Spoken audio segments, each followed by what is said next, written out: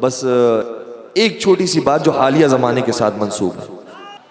احمد حسین یعقوب Jordan کا رہنے والا ہے، اردن کا رہنے والا ہے، اور اپنے فیلڈ کے اندر بڑا ایکسپرٹ آدمی تھا. شافعی مسلک سے اس کا تعلق تھا. اس نے ریسرچ کرنا شروع کی اپنے فیلڈ کے حساب سے.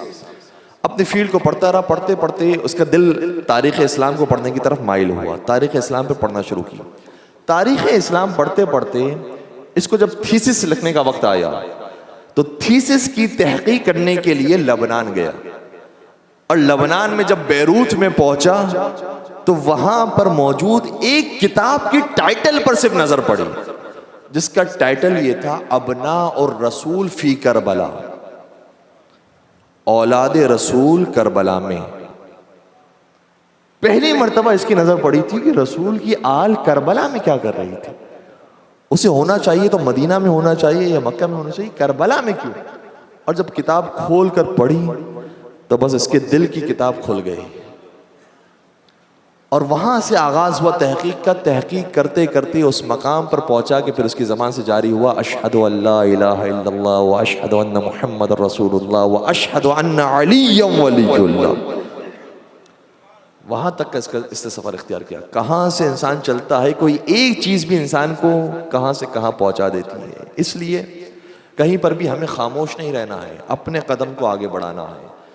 اور مولا امام حسین علیہ السلام کا طریقہ یہ تھا، اور یہ طریقے ہمیں سیکھنے ہیں. جاذبیت اسلام جب ہمارا موضوع ہے تو اس کے اندر صرف ایسا نہیں کہ پیار محبت کے ذریعے ہی جذب ہوتا ہے. الگ الگ طریقے ہیں اہل بیت کے، محسوس کیجئے گا اس بات کو.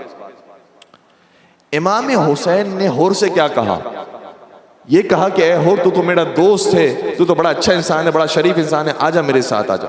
نہیں، ہور کو کہا یا ہور سقلت کا امک، اے ہور تیری جرت کیسے ہوئی کہ میرے گھوڑے کے لگام کو پکڑ، تیری ماں تیرے غم میں بیٹھے. یہ جو ڈانٹ کے ایک جملہ کہا، اس سے بیدار ہو گیا.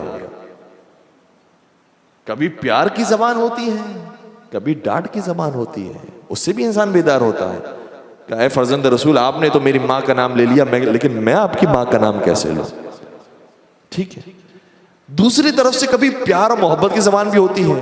اپنے جو دوست حبیب ابن مظاہر ان کو باقاعدہ خط لکھا، اے حبیب تم تو ہماری دوستی کو جانتے ہو اور جانتے ہو کہ میرا تعلق کس قبیلے سے ہے، اگر آ سکتے ہو تو میری نصرت کے لیے پہنچ جاؤ.